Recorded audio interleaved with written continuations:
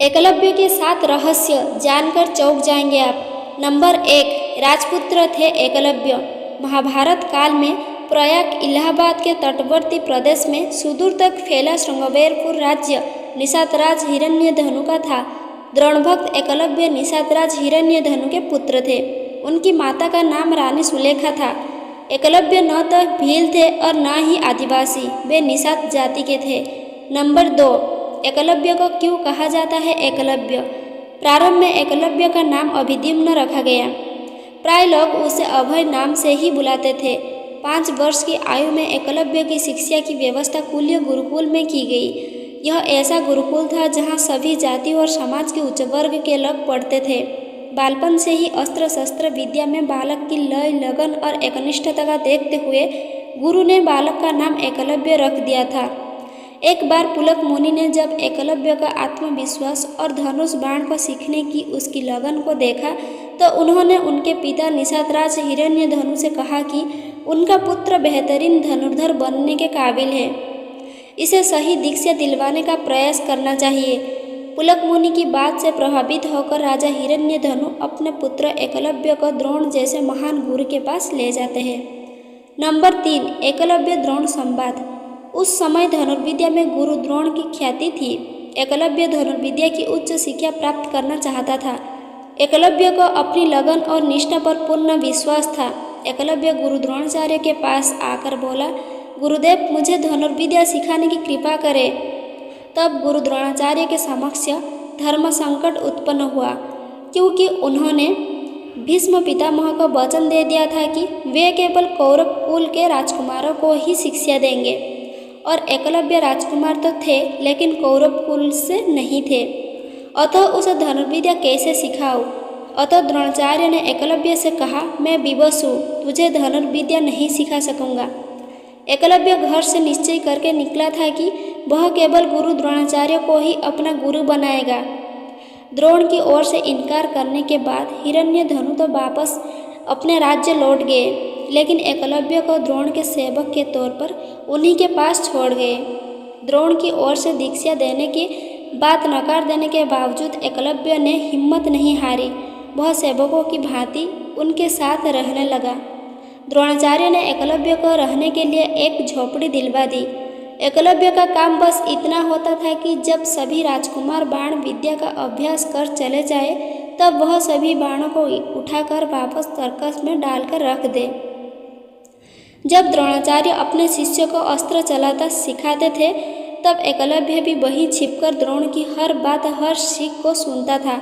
अपने राजकुमार होने के बावजूद एकलव्य द्रोण के पास एक सेवक बनकर रह रहा था। एकलव्य ने अपने खाली समय में द्रोण की सीख के अनुसार अरण्य में रहते हुए ही एकांत में तीर चलाना सीखता था।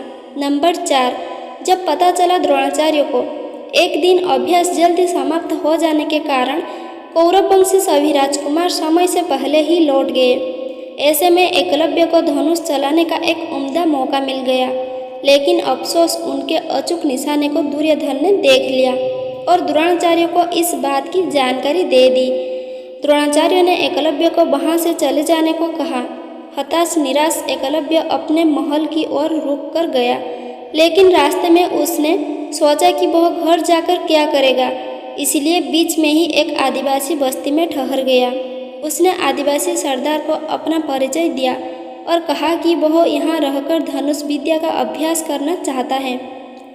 सरदार ने प्रसन्नतापूर्वक एकलव्य को अनुमति दे दी।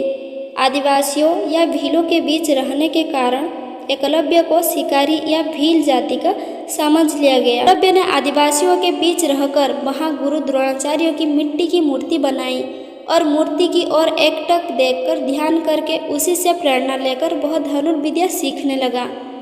मन की एकाग्रता तथा गुरु भक्ति के कारण उसे उस मूर्ति से प्रेरणा मिलने लगी और वह धनुर्विद्या में बहुत आगे बढ़ गया। समय बीतता गया और कौरव वंश के अन्य बालकों, कौरव और पांडवों के साथ साथ एकलव्य भी युवा हो गया। द्रोणाचार्य ने बचपन में ही अर्जुन को यह वचन दिया था कि उससे बेहतर धनुर्धर इस ब्रह्मांड में दूसरा नहीं होगा, लेकिन एक दिन द्रोण और अर्जुन दोनों की ही यह गलतफहमी दूर हो गई जब उन्होंने एकलव्य को धनुष चलाते हुए देखा। नंबर 5, राजकुमारों का कुत्ता। एक बार गुरु द्रोणाचार्य पांडव एवं कौरव को लेकर धनुर्विद्या का प्रयोग करने अरण्य में आए। उनके साथ एक कुत्ता भी था जो थोड़ा आगे निकल गया।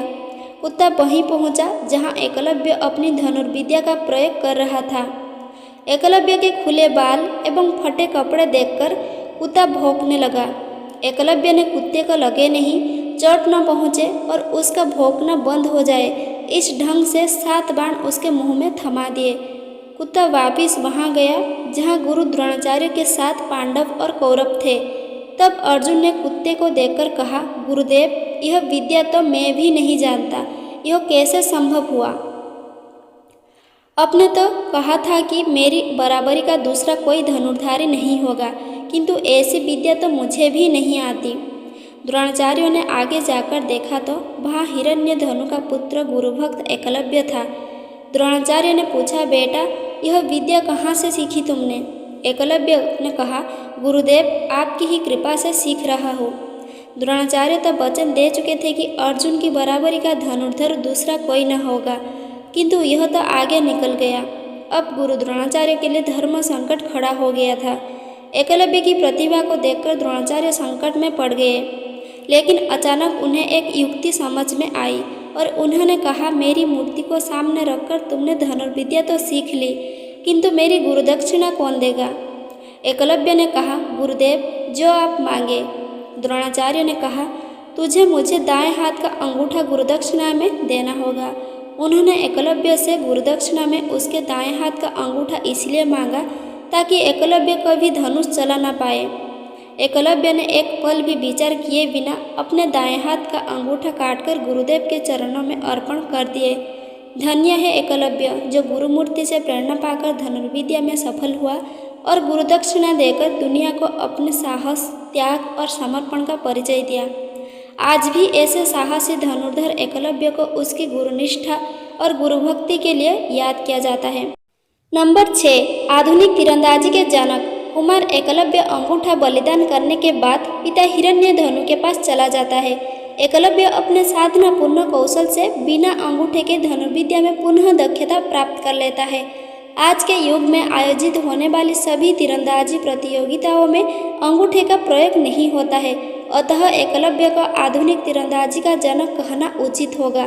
पिता की मृत्यु के बाद एकलव्य श्रृंगवेर राज्य का शासक बनता है और अमात्य परिषद की मंत्रणा से वह न केवल अपने राज्य का संचालन करता है, बल्कि निषाद जाति के लोगों की एक सशक्त सेना और नौसेना गठित करता है और अपने राज्यों की सीमाओं का विस्तार भी करता है। नंबर 7, यादव सेना को हराया था एकलव्य ने। एकलव्य अपने विस्तारवादी सोच के चलते जरासंध से जा मिलता है।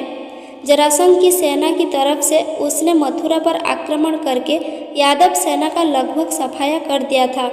इसका उल्लेख विष्णु पुराण और हरिवंश पुराण में मिलता है। यादव सेना के सफाया होने के बाद यह सूचना जब श्रीकृष्ण के पास पहुंचती है तो वे भी एकलव्य को देखने को उत्सुक हो जाते हैं।